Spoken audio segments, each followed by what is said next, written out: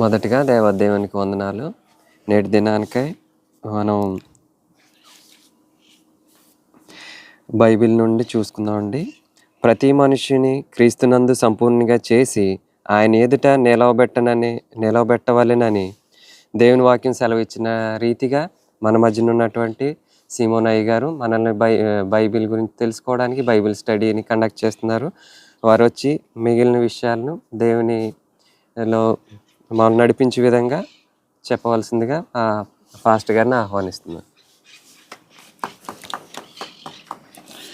దేవుని పరిశుద్ధ నామమునకు మహిమ కలుగును గాక. మరి అందరం కూర్చుందాం. ఈ యొక్క సమయంలో మరి దేవుని యొక్క బైబిల్ స్టడీని ప్రారంభించుకుని రెండవ సెషన్కి మరి రావడానికి దేవుడు కృప చూపించిన దానికి దేవునికి స్తుతులు చెల్లిస్తూ ఉన్నాను. ఈ రెండవ సెషన్లో మనము ధ్యానిస్తున్నటువంటి ధ్యానాంశము ఆ యొక్క ఆది యందు దేవుడు అనేటువంటి అంశమును మనము ధ్యానిస్తూ వస్తూ ఉన్నాం. ప్రియులారా, ఈ యొక్క బైబిల్ స్టడీలో పాల్గొంటున్నటువంటి మీ యొక్క ప్రతి ఒక్కరూ కూడా మీ సొంత బైబిళ్ళు అలాగే మీ యొక్క పెన్ను పుస్తకమును తీసుకుని ఈ యొక్క అంశాలను జాగ్రత్తగా మీరు రాసుకుంటూ ఈ యొక్క బైబిల్ స్టడీ యొక్క ముఖ్య ఉద్దేశం ఏమిటి అంటే ప్రతి మనుషుని క్రీస్తు యేసునందు సంపూర్ణంగా చేసి ఆయన ఎదుట నిలవబెట్టాలి. మరలా చెప్తున్నాను, ప్రతి మనుషుని క్రీస్తు యేసునందు సంపూర్ణంగా చేసి ఆయన ఎదుట నిలవబెట్టాలన్న ఆశ చేత ఈ యొక్క బైబిల్ స్టడీని మనము ప్రారంభిస్తూ ఉన్నాం. ఆది యందు దేవుడు భూమి ఆకాశములను కలుగచేసెను అనేటువంటి మాటను, ఆది యందు దేవుడు అనేటువంటి అంశాన్ని మనము ధ్యానిస్తూ ఉన్నాం. ఈ యొక్క అంశమును ధ్యానించక మునుపు నేను కొన్ని మాటలను మీకు ఎదుట పెట్టాలని నేను ఆశపడుతూ ఉన్నాను. ఏమిటి అంటే, ఈ యొక్క దినము దేవుని యొక్క వాక్యం మనం చూసినట్లయితే రోమీయులకు రాసిన పత్రికలో మొదటి అధ్యాయము 20వ వచనం దగ్గర నుండి చూస్తే అక్కడ వ్రాయబడ్డటువంటి 19వ వచనం దగ్గర నుండి చదువుచున్నాను. ఎందుకనగా దేవుని గూర్చి తెలియసఖ్యమైనది ఏదో అది వారి మధ్య విసిదమై ఉన్నది, దేవుడు అది వారికి విసిదపరచెను.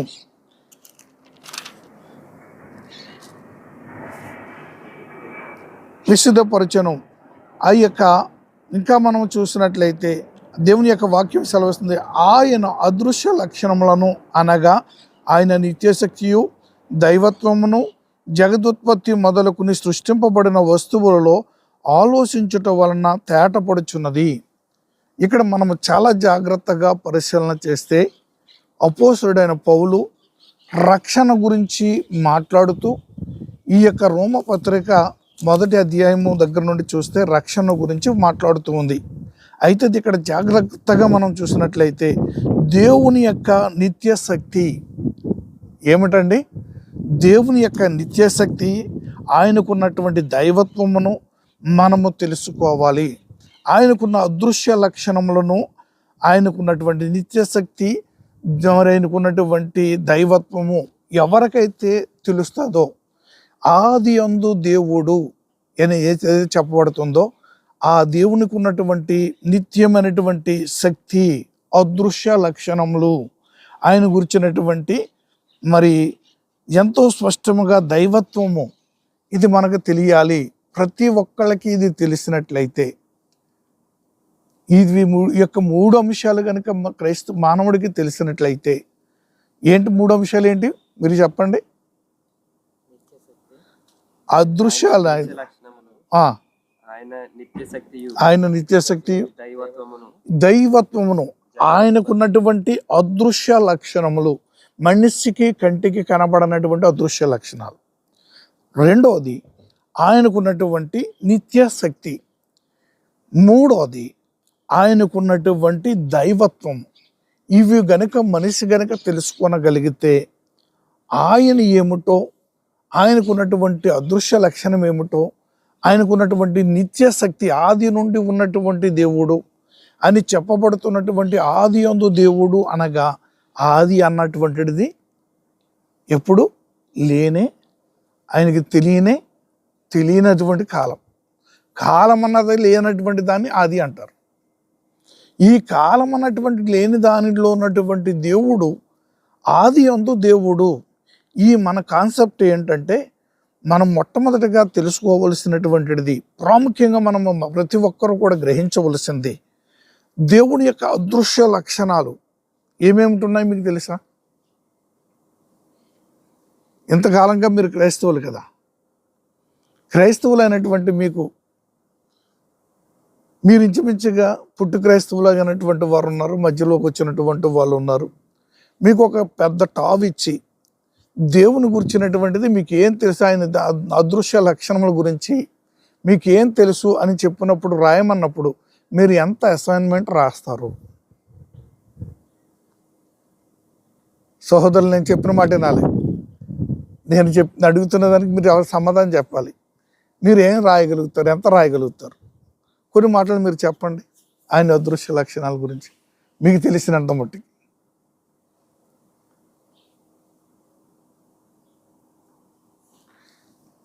ఈ రోజున క్రైస్తవ్యంలో దేవునికి ఉన్నటువంటి అదృశ్యమైనటువంటి లక్షణాలు కానీ, ఆయనకి నిత్యమైనటువంటి శక్తి కానీ, ఆయన దైవత్వం కానీ మనం పరిపూర్ణంగా తెలుసుకోవడానికే దేవుడు కోరుకునిచున్నాడు. ఇది తెలుసుకోకుండా అపవాది ఏం చేస్తున్నాడు?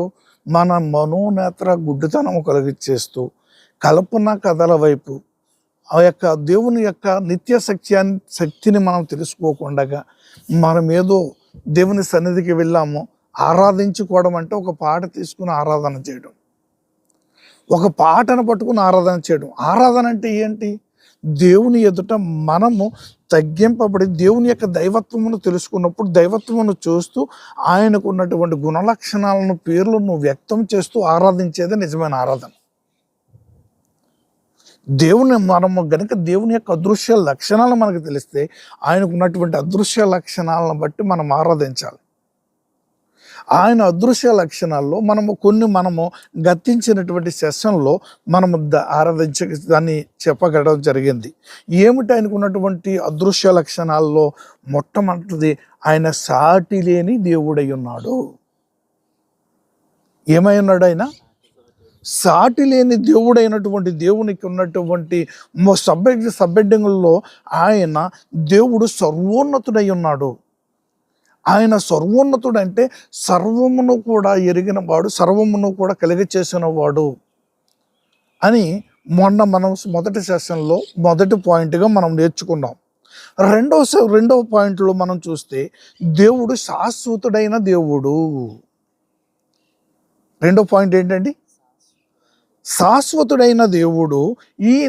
ఆయన ఎప్పటి నుండి ఉన్నవాడు, ఎప్పటి వరకు ఉంటాడు?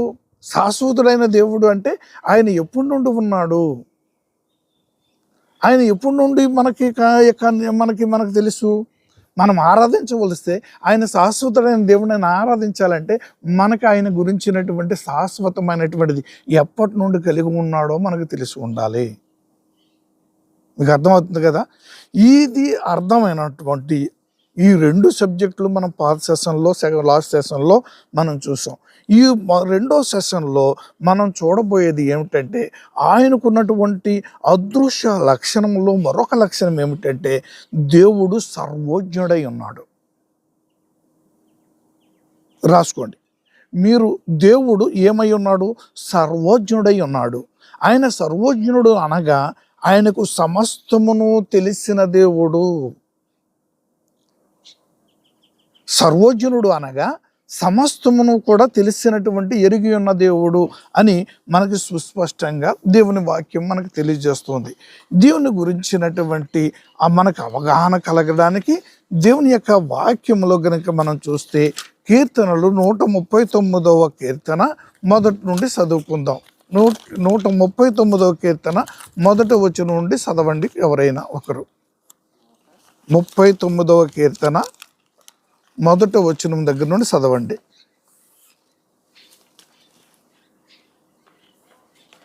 యెహోవా, నీవు నన్ను పరిశోధించి తెలుసుకొని ఉన్నావు.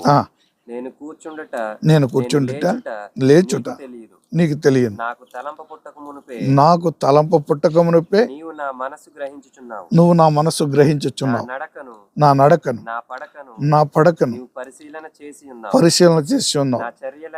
నా చర్యలన్నింటినీ బాగుగా తెలుసుకొని ఉన్నావు. 7వ వచనం చదవండి. నీ ఆత్మ యొద్ద నుండి ఎక్కడికి పోవుదును, నీ సన్నిధి నుండి నేను ఎక్కడికి పారిపోదును. నేను ఆకాశమునకు ఎక్కినను, నువ్వు అక్కడ ఉన్నావు. నేను పాతాళ మందు పండుకొనును, నువ్వు అక్కడ ఉన్నావు. సముద్ర దిగంతములో నివసించినను, అక్కడను నీ చేయి నన్ను నడిపించును. నీ కుడి చేయి నన్ను పట్టుకును. అంధకారము నన్ను మరుగు చేయును. కలుగు వెలుగు నాకు రాత్రి వలె ఉండును. అది నేను అనుకునే ఎడల. చాలండి. ఇక్కడ చదవబడినటువంటి వాక్యములో మనం చూసినట్లయితే ఆయన సర్వోజ్ఞుడు అయినటువంటి దేవునికి ఉన్నటువంటి ఆ గుణలక్షణాల్లో నుండి దేవుడు మాట్లాడుతున్నటువంటి మాటల్లో కీర్తనకారుడు దావీదు తన కీర్తనలో రాస్తూ చెప్తున్నటువంటి మాట ఏమంటున్నాడంటే, యెహోవా నువ్వు నన్ను పరిశోధించి తెలుసుకున్నావు. మొట్టమొదటిగా ఆయన నేను ఎక్కడికి పారిపోదును, నేను కొండల్లోనికి పారిపోదును, ఆకాశమునకు ఎక్కిపోదును, సముద్రం అగాధంలోకి దిగిపోదినను, నువ్వు ఎక్కడికి వెళ్ళాను, నువ్వు అక్కడ ఎక్కడున్నావు. ఆయనకి సమస్తమును కూడా ఎరిగి ఉన్న దేవుడై ఉన్నాడు. ఇది మనం గ్రహించాలి. మనం ఆయన వద్ద నుండి పారిపోయేటువంటి స్థాయి ఎక్కడొకటి మనకు స్థలము లేదు. అన్ని చోట్ల ఆయన ఉండగలిగిన వాడే సర్వజ్ఞుడు. అంటే ఆయనకి సమస్తమును ఎరిగి ఉన్న దేవుడు. మీకు అర్థమవుతుంది కదా. ఏమంటున్నాడు కీర్తనకారుడు? నేను ఆకాశమునకు ఎక్కిపోను, నువ్వు అక్కడ ఉన్నావు. నేను పాతాళ మందు పండుకును, నువ్వు అక్కడ ఉన్నావు. నేను వేకువ రెక్కలు కట్టుకుని సముద్ర దిగాంతంలో నివసించను, అక్కడ నువ్వు ఉన్నావు. అక్కడ నీ చెయ్యి నన్ను పట్టుకునిచున్నది అని కీర్తనకారుడు తన యొక్క మాటను తెలియజేస్తూ, దేవుని యొక్క వాక్యమును మనం చూస్తూ ఉన్నప్పుడు తెలియజేస్తున్నటువంటి ఆయన సర్వజ్ఞుడు అనడానికి, ఆయనకున్నటువంటి దైవత్వానికి ఉన్నటువంటి ఆయన దైవ లక్షణాల్లో కలిగి ఉన్నటువంటి అదృశ్య లక్షణంలో ఒకటి, ఆయన ఏమై ఉన్నాడు? సర్వజ్ఞుడై ఉన్నాడు అని మనకి స్పష్టంగా తెలియజేస్తూ ఉంది. ఇంకా మనం చూసినట్లయితే మొదటి సమూయేలు గ్రంథము మనం తీయండి. మొదటి సమూయేలు గ్రంథము 16వ అధ్యాయము 7వ వచనం తీయండి.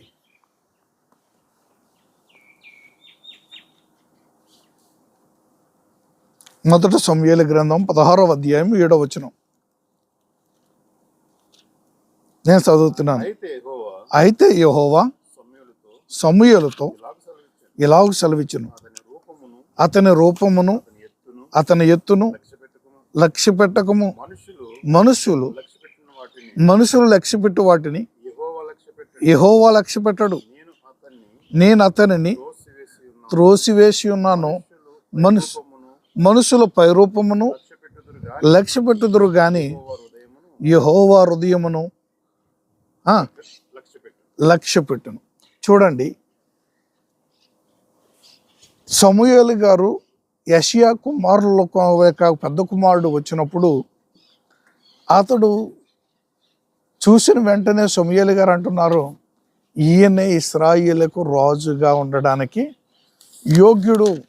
ఎత్తును చూశాడు, అతనికి ఉన్నటువంటి రంగును చూశాడు, అతనికి ఉన్నటువంటి స్వభావాన్ని చూశాడు.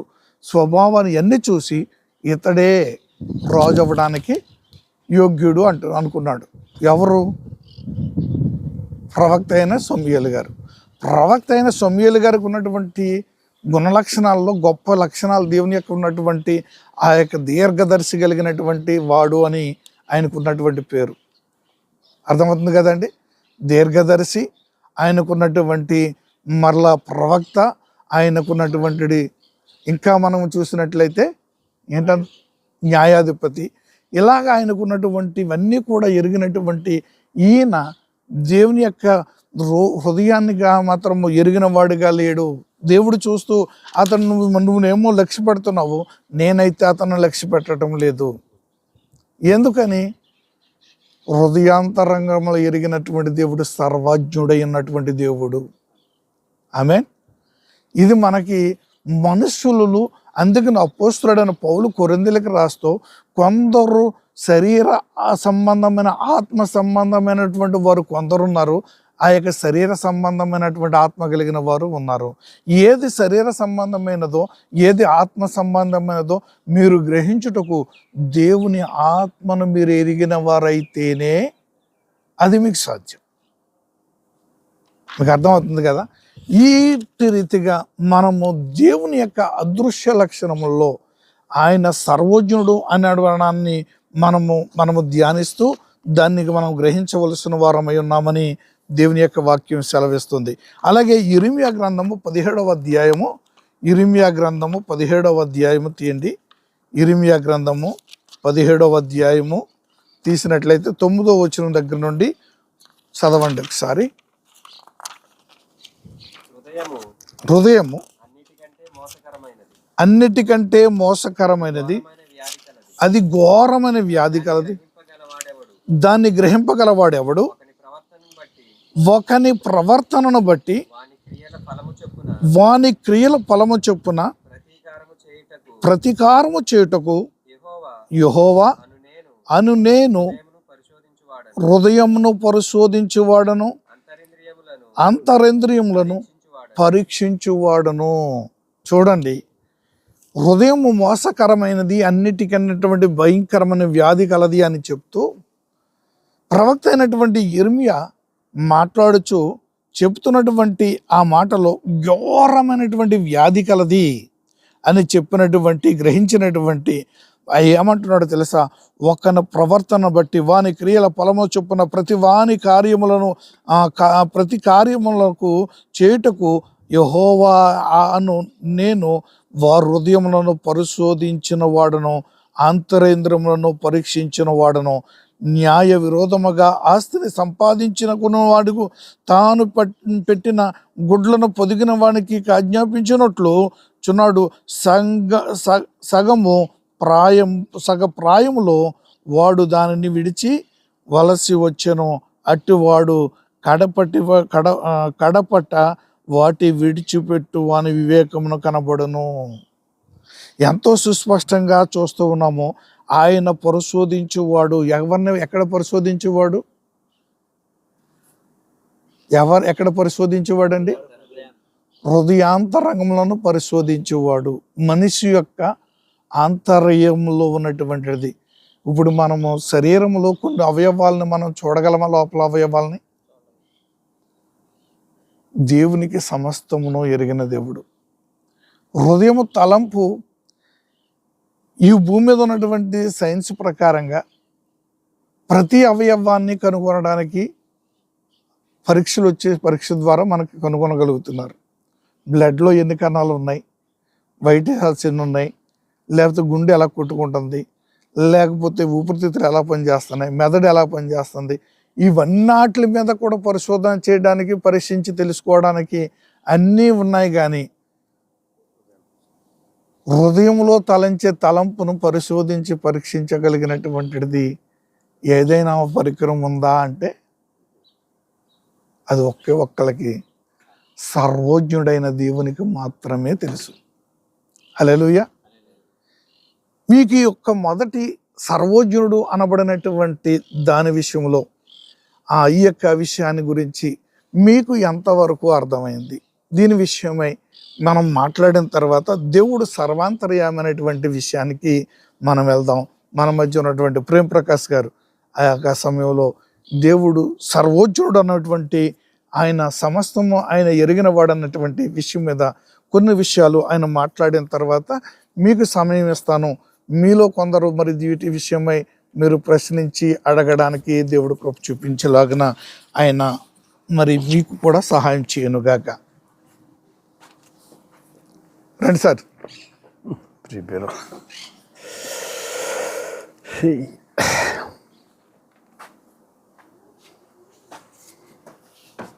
నేను టాపిక్ ఏమీ ప్రిపేర్ అవ్వలేదు, పని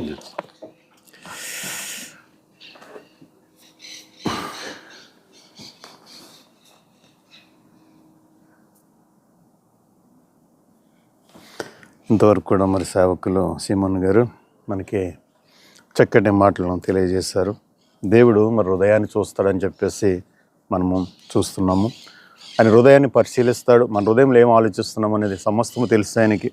మనము ఏ రీతిగా మరి తలంచుతున్నాము కూడా ఆయనకి తెలుసు. అయితే మనుషులకు కూడా తెలియదు, మనుషులకి ఎప్పుడు కూడా ఆ జ్ఞానం ఇవ్వలేదు, కానీ దేవుడు అక్కడికే తెలుసు అనమాట. అయితే మరి సమూయేలు కూడా మరి చూడండి, పై రూపాన్ని చూశాడు. పై రూపాన్ని చూసి మరి అతను అనుకున్నాడు, ఇతనే దేవుడు ఎన్నుకున్నాడని చెప్పేసి అతను మరి తలంచాడు. అయితే మరి దేవుడు ఎందుకని మరి ఆ విధంగా మరి సమూయేలుతో చెప్పాడో, ఇతను ఎన్నుకోలేదు నేను అని చెప్పేసి ఎందుకన్నాడంటే, మరి అంతకుముందు సౌలుని దేవుడు ఎన్నుకున్నాడు. అంటే అతను ఎత్తు చూశాడు, తర్వాత రూపాన్ని చూశాడు, బలవంతుడు. అదేవిధంగా గాడిదలు తప్పిపోతే మరి గాడిదల్ని మరి తండ్రికి లోబడి ఆ గాడిదలు వెతకటానికి వెళ్ళాడు ఎవరో సౌలు గారు. అయితే ఎప్పుడైతే మరి సౌలు అతనే మరి రాజుగా ఎన్నిక చేసినప్పుడు అతను మరి దేవుడి ఆజ్ఞకు లోబడక మరి ఆయన చెప్పిన మాట వినకుండా ఏం చేశాడంటే మరి అతని ఇష్టానుసారంగా చేశాడు. మరి మంచి ఇప్పుడు దేవుడు మరి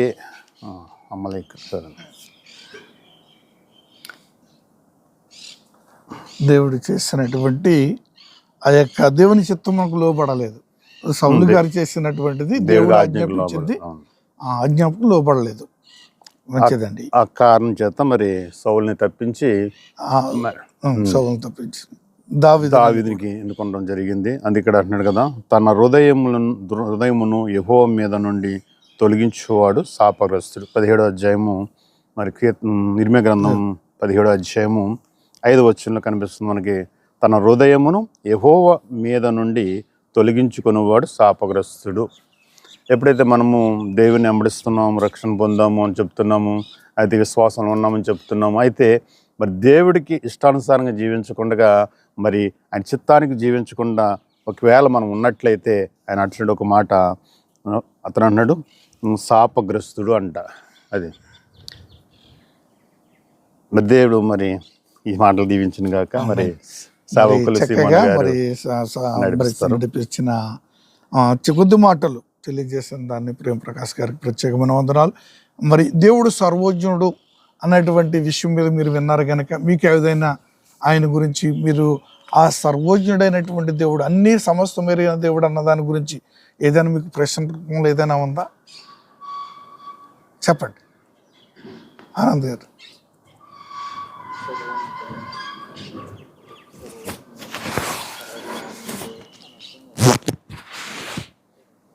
సర్వజ్ఞుడని తెలుసుకోవడం ఎలా అండి అసలు ఆయన విషయాల గురించి? అందుకనే మనం కీర్తనలో, ఆ కీర్తనలో మనం చదువుకున్నటువంటి కీర్తనలో స్పష్టంగా 139వ కీర్తనలో 10వ వచన భాగంలో మనం అక్కడ చదువుకున్నామండి. నేను రెక్కలకు కట్టుకుని ఆకాశమునకు ఎక్కిపోయిన నువ్వు అక్కడ ఉన్నావు, నువ్వు భూదిగంతములకు నేను దిగిపోయిన నువ్వు అక్కడ ఉన్నావు. ఏమంటున్నాడు అక్కడ చూడండి, 9వ వచనం దర్శనం. నేను 8వ వచనం నుండి, నేను ఆకాశమునకు ఎక్కిన నువ్వు అక్కడ ఉన్నావు, నేను పాతాళ ముందు పండుకున్న నువ్వు అక్కడ ఉన్నావు, నేను వేకువ రెక్కలు కట్టుకుని సముద్ర దిగంతములకు దిగిన నివసించినను నీవు అక్కడ నువ్వు నా చెయ్యి పట్టుకుని నా కుడి చేయి పట్టుకుని అంధకారమునకు నన్ను మరుగు చేసి ఉన్నావు అని ఎంతో సుస్పష్టంగా ఈ దేవుని యొక్క వాక్యంలో కీర్తనకారుడు చెప్తున్నాడు.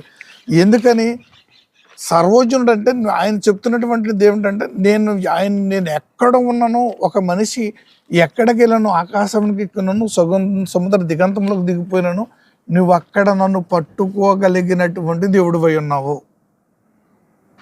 మీకు అర్థమవుతుంది కదా, దేవుడు సర్వజ్ఞుడు అంటే సమస్తము ఎరిగిన దేవుడు. మనం ఎక్కడ ఉన్నానో మన హృదయాంతలు. దానికి ఇంకా ముందుకు వచ్చేసినప్పుడు కీర్తన యొక్క ఇర్మీయా భక్తుడు అంటున్నటువంటిది, హృదయం అన్నింటికన్నా మోసకరమైంది, వ్యాధికరమైంది. అంటే హృదయంలో ఉన్నటువంటి దాన్ని ఎవడో కూడా పసిగట్టగలిగినటువంటి నరుడు లేడు, యంత్రం లేదు. సమస్తమును పరీక్షించి తెలుసుకోగలుగుతున్నాడు నరుడు, కానీ హృదయములో ఉన్నటువంటి తలంపు, ఆలోచన, మరి ఏదైతే దుష్ట ఆలోచన కలుగుతుందో అది బయలుపడి క్రియారూపం దాల్తేనే కానీ మనిషికి తెలియదు. అటువంటిది కూడా తెలుసుకోగలిగినటువంటి ఎవరంటే సర్వోజ్ఞుడైన దేవునికి మాత్రమే సాధ్యం. ఓకే, దేవుని నామానికి మహిమ కలుగును గాక. రెండవగా దేవునికి ఉన్న అదృశ్య లక్షణాల్లో మరొక లక్షణమును గురించి మీకు మాట చెప్తున్నాను. 4వ మాటగా చెప్తున్నాను. ఇది 4వ మాటగా ఏమిటంటే దేవుడు సర్వాంతర్యామైనటువంటి దేవుడు. ఏంటంటే దేవుడికి ఉన్నటువంటి అదృశ్య లక్షణాల్లో మరొక లక్షణం సర్వాంతర్యామి. సర్వాంతర్యామి అనగా ఆయన ఒకే సమయంలో అన్ని చోట్ల ఉండగలిగిన వాడు. బాగా అర్థం చేసుకోండి. సర్వాంతర్యామి అనగా ఆయన ఒకే సమయంలో అన్ని చోట్ల ఉండగలిగిన వాడు. ఇప్పుడు పరలోకంలోనూ ఉండగలడు, ఇక్కడ కూర్చున్నటువంటి వాక్యం వింటున్నటువంటి మనతోనూ ఉండగలడు, ఇండియాలో ఉన్నటువంటి మన బిడ్డలతోనూ ఉండగలడు, అమెరికాలో ఉన్నటువంటి వారితోనూ ఉండగలడు. ఎక్కడ ఉన్నవారైనా వారందరితో కూడా ఉండగలిగిన వాడు సర్వాంతర్యామి అయిన దేవుడు. దీని గురించినటువంటి వాక్యమును మనం ఇందాక చదువుకున్నటువంటి 139వ కీర్తనలోనే 7వ వచనం దగ్గర నుండి చూసినప్పుడు అక్కడ వ్రాయబడినటువంటి మాటను మనం చూడగలుగుతాం. చూడండి. నీ ఆత్మ యొద్ద నుండి నేను ఎక్కడికి పోదును, నీ సన్నిధి నుండి నేను ఎక్కడికి పారిపోదును. చాలండి, ఇది చదువుకున్నాం కాబట్టి. నీ ఆత్మ నుండి నేను ఎక్కడికి, ఏమంటున్నాడు కీర్తనకారుడు? నీ ఆత్మ నుండి నేను ఎక్కడికి పారిపోదును. నేను తప్పించుకున్నట్టుకు నాకు అవకాశమే లేదు. నీ ఆత్మ ఆత్మ అయిన దేవుడు. ఏంటి? ఈయనకున్నటువంటి సర్వాంతర్యామి అనగా ఆయన ఆత్మ అయిన దేవుడు. తండ్రికి అయిన దేవుడు ఆత్మలోనే ఉన్నాడు. ఆయనకు రూపము. ఎగ్జాంపుల్ చూసుకుంటే మరి యానా గారు మరి దేవుడికి సంధించి పారిపోతారు కదా. ఎస్, అది చెప్పొచ్చు, అది కూడా పంచుకోండి. దేవుని నామానికి మహిమ కలుగును గాక. మరి ప్రేమ్ ప్రకాష్ గారు మరి చక్కటి సలహా ఇస్తూ యోన దేవుని సన్నిధి నుండి దేవుడు వెళ్ళమన్నటువంటి నినివే పట్టణానికి వెళ్ళమంటే తర్షీషుకు వెళ్ళిపోతున్నటువంటి ఆ యొక్క యోన మరి తర్షీషుకు ఎలాగైతే ఆ యొక్క సముద్ర దిగంతంలోనికి అతను యోనాను పడవేయడానికి కారణంగా చేసి అక్కడ జరిగినను, అది దానికన్నా అక్కడ సముద్ర దిగంతంలో ఉండి అక్కడ మాట్లాడతాడు యోన, నేను నీకు మరుగై ఉండలేదు నా ప్రాణం. ఆ చదవండి ఒకసారి, ఆ మాట చదవండి. యోనా గ్రంథము 2వ అధ్యాయము 1-2. ఆ మత్స్యమును కడుపులో నుండి యోనా యెహోవాను ఇలాగున ప్రార్థన చేశాను. నేను ఉపద్రవములో నుండి యెహోవాకు మనవి చేయగా ఆయన నాకు ప్రత్యుత్తరం ఇచ్చాను. పాతాళ గర్భంలో నుండి నేను కేకలు వేయగా నీవు నా ప్రార్థన అంగీకరించున్నావు. ఇక్కడ మనము ఆయన ప్రార్థన ఆలకించే దేవుడు. ఎంత సముద్ర దిగంతంలో ఉన్నటువంటి తిమింగలం కడుపులో ఉన్నటువంటి దేవుని యొక్క దేవుని భక్తుడైనటువంటి వాని ప్రార్థన మరి ఆలకించిన దేవుడిగా మనం ఇక్కడ చూస్తూ ఉన్నాం. ఎంత స్పష్టంగా ఉంది. దానికన్నా ముఖ్యమైనది ఇర్మియా గ్రంథం, ఇందాక చదివినటువంటి ఇర్మియా గ్రంథం అని మరొకసారి మనం చూసుకుందాం. ఇర్మియా గ్రంథం 23వ అధ్యాయము, ఇర్మియా గ్రంథం 23వ అధ్యాయము మరి చూసినట్లయితే 23వ వచనం దగ్గర నుండి చదవండి. నేను సమీపము నుండి దేవుడును మాత్రమేనా, దూరము నుండి దేవుడును కానా? యెహోవా సెలవిచ్చిన మాట ఏదనగా నాకు కనబడకుండా రహస్య స్థలములలో దాగగలవాడెవడైనా కలడా? నేను భూమి ఆకాశముల అన్నంతటా ఉన్నవాడను కానా? ఇదే యెహోవా వాక్కు.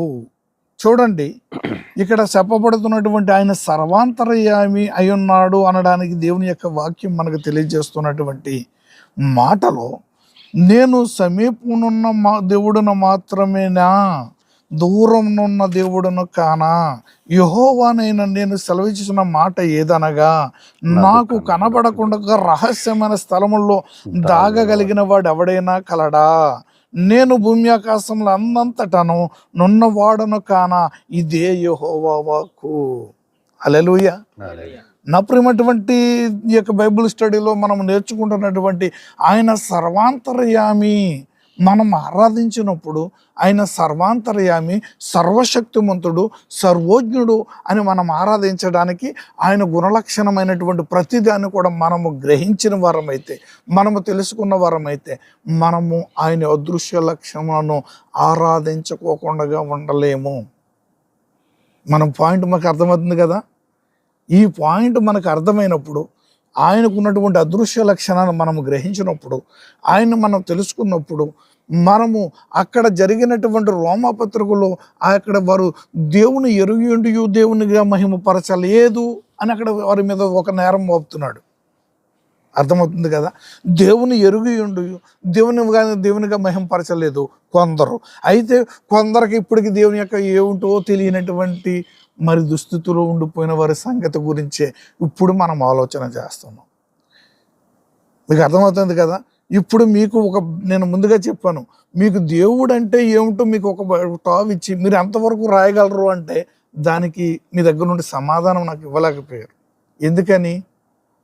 మీకు దేవుడు అంటే పరిపూర్ణమైనటువంటి ఆయనకు ఉన్నటువంటి అదృశ్య లక్షణాల్లో ఉన్నటువంటి అన్నీ కూడా మనకు తెలిసిన వారము కాము గనక మనము ఆయన గురించి రాయలేము. రాయాలి అంటే మనం ఆయన గురించి ఏంటో, ఆయన ఏమై ఉన్నాడో తెలుసుకోవాలి. ఇది మనకు తెలిస్తే ఆయన్ని ఆరాధించడం ఏంటో మనకు వస్తుంది. ఆయన్ని ఆరాధించడం అంటే ఏంటో మనం ఆరాధించినప్పుడు ఆయన యొక్క ఉన్నటువంటి దైవత్వము, ఆయనకు ఉన్నటువంటి అదృశ్య లక్షణము మన మీద పడుతుంది. అప్పుడు మనమే ఒక దేవునికి ఆ యొక్క వెలుగును ప్రకాశించే వారుగా మారిపోతాం. దేవుడి అంటే ఏమిటో మనం ఆది అందు దేవుడు ఏమై ఉన్నాడు, ఆదిలో ఉన్న దేవుని గురించి మనం ఒక సబ్జెక్ట్ ఏంటంటే, మనం అసలు ఆది నుండి, ఇది మనకి చెప్పువారు చాలా తక్కువ. ఇది మీకు తెలియచేయడానికి నేను ఇష్టపడుతున్నాను.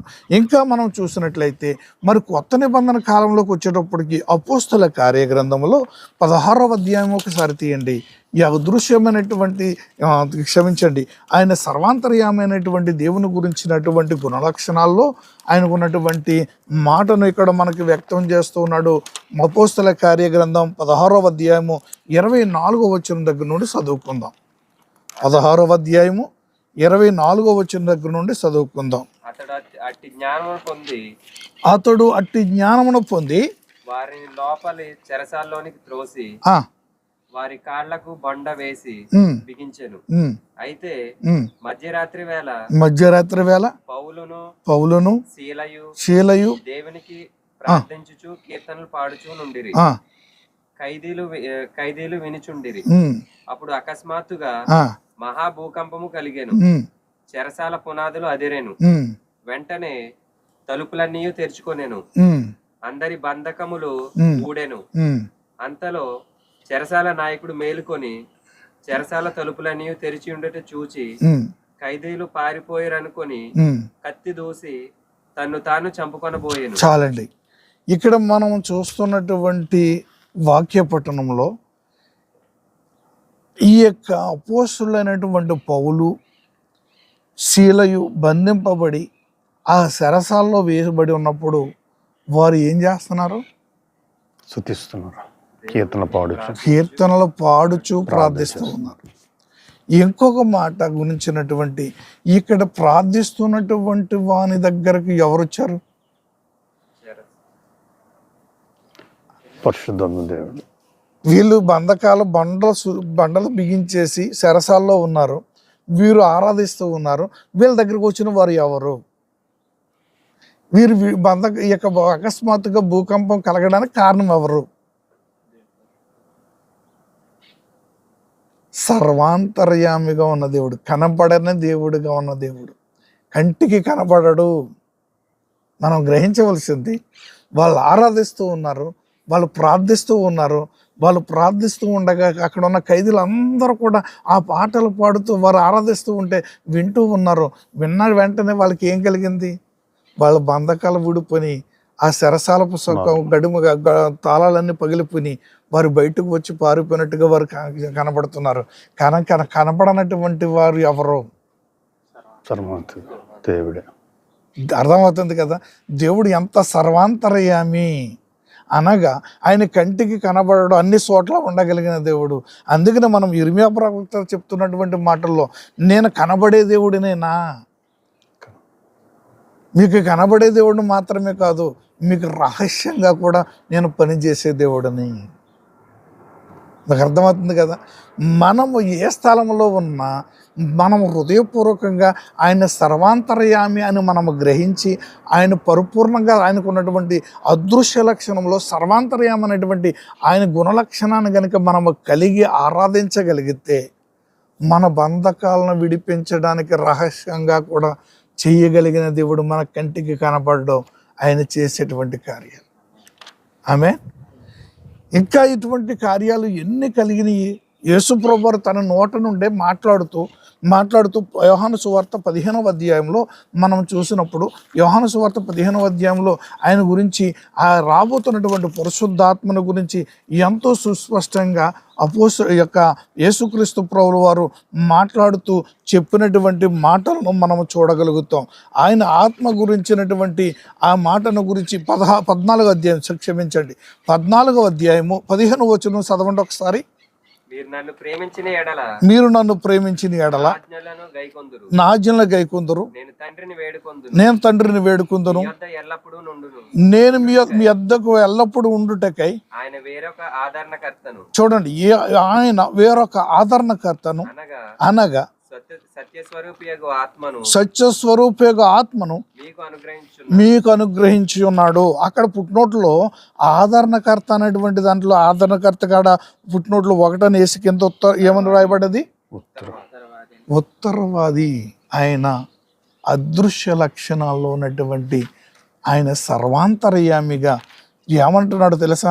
నేను తండ్రిని, మీరు నన్ను ప్రేమించి నా ఆజ్ఞలను గైకున్నట్లయితే నేను తండ్రిని వేడుకుంటాను, మీ యొద్ద ఎల్లప్పుడూ ఉండడానికి మీ యొక్క వేరొక ఆదరణకర్త అనేటువంటి సత్యస్వరూపణ ఆత్మను మీకు అనుగ్రహించును.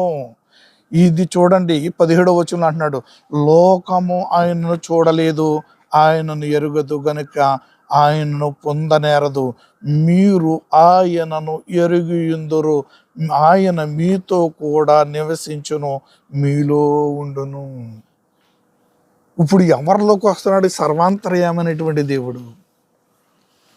కొత్త నిబంధన సంఘానికి, క్రొత్త నిబంధన మధ్యవర్తులుగా ఉన్నటువంటి మనకు ఈ సర్వాంతర్యామిగా ఉన్నటువంటి యేసయ్య ఎక్కడికి వస్తున్నారు? నా చివరి మాటగా నేను ముగిస్తున్నాను, ఇక్కడ ఇది చెప్పి ముగిస్తాను. చెప్పండి, ఎవరైనా ఎక్కడికి వస్తున్నాడు ఆయన? చెప్పండి ధైర్యంగా, ఎక్కడికి వస్తున్నాడు ఆయన? ఏమంటున్నాడు అక్కడ వాక్యం 17వ వచనంలో ఏమంటున్నాడు? లోకము ఆయన్ని ఎరగదు. ఎందుకని? ఆయనకి తెలియదు, ఎవరు ఆ లోకంలో ఉన్న వారికి తెలియదు కనుక. అయితే నీకు నాకు తెలియడానికి ఆయన ఏమంటున్నాడు తెలుసా? లోకం ఆయన ఎరగదు, ఆయనను మనం ఎరిగి ఉన్నాము గనక, మీరు ఎరిగి ఉన్నారు గనక మీలో ఆయన మీతో కూడా నివసించును, మీలో ఉండును. ఇంకా అంటున్నాడు, మిమ్మును అనాథులుగా విడువను, మీ యొద్దకు వత్తును, కొంతకాలమైన తర్వాత లోకము నన్ను మరి ఎన్నడనో చూడదు, మీరు నన్ను చూస్తారు. హల్లెలూయా. ఇప్పుడు మనల్ని కోరుకుంటున్న దేవుడు, మనము ఆయన అదృశ్య లక్షణాలను మనం కలిగిన వారమైతే, ఎరిగి ఉన్న వారమైతే, ఆయనకు ఉన్నటువంటి గుణలక్షణాన్ని ఎరిగినటువంటి, ఆయనకు ఉన్నటువంటి ఆయన సర్వాంతర్యామైనటువంటి దేవుని ఎరిగిన వారైతే నీలోనికి నాలోనికి వచ్చి తీరుతున్నాడు. హల్లెలూయా. ఇదే మనకు కావలసినటువంటి నిజమైనటువంటి ఆరాధకుడికి రావలసినటువంటి, మనము ఆరాధించేస్తున్నప్పుడు, మనము ఆయన ప్రార్థిస్తున్నప్పుడు, మన బంధకాల్లో ఉన్నప్పుడు, మన సమస్యల్లో ఉన్నప్పుడు మనతో కూడా ఉండడానికి ఇష్టపడి వచ్చుచున్న దేవుణ్ణి మనం ఆరాధించగలుగుతున్నామా? మనం ఇందాక మూలపాఠానికి వస్తున్నాను. రోమాపత్రికలో రాయబడినటువంటి మూలపాఠంలో మనం అక్కడ చదువుకున్నటువంటి ఆ మాటలో మనం ఏం చదువుకున్నాము? ఇక్కడ చూడండి, ఆయన అదృశ్య లక్షణములను 20వ వచనం రోమపత్రిక. మళ్ళీ ఈ మూలపాఠం మర్చిపోద్ది. దీన్ని మనం చాలాసార్లు మనం గమనించవలసిన వారం అన్నాం. ఆయన అదృశ్య లక్షణములను అనగా ఆయన నిత్య శక్తియు దైవత్వమును జగత్పత్తి మొదలుకుని సృష్టింపబడిన వస్తువులలో ఆలోచించటం వలన తేటపడుచున్నవి గనుక మనము నిరంతరులై ఉన్నారు. వారు నిరంతరులై ఉన్నారు. ఎవరు నిరంతరులై ఉన్నారు? దేవుని ఎరిగి ఉండి దేవుని ఆయన మహిమను దేవునికి ఆరాధించలేనటువంటి వారు.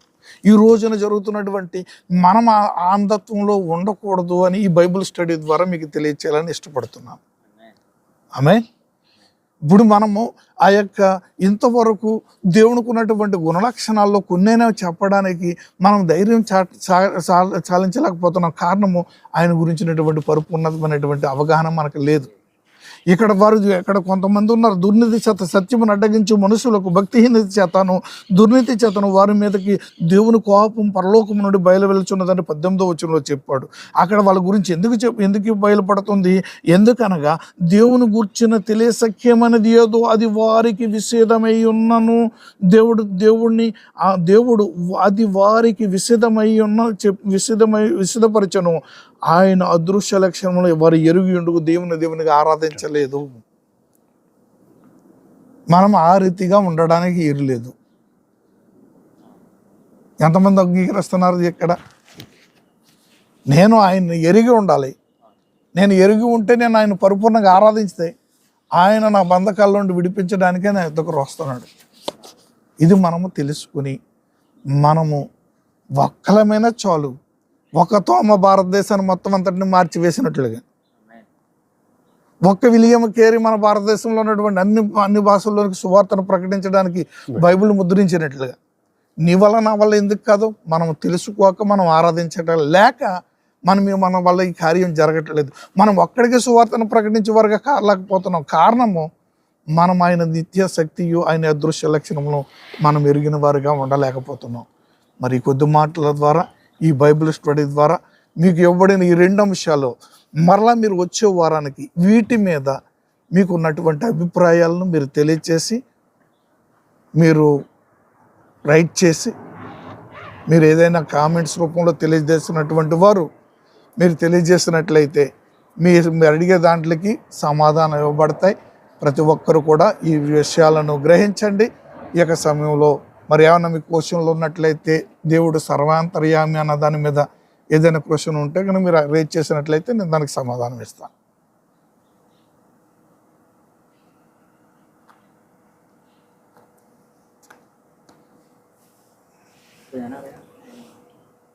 చెప్పండి. ఏమన్నాడు? క్లోజ్ చేశారా?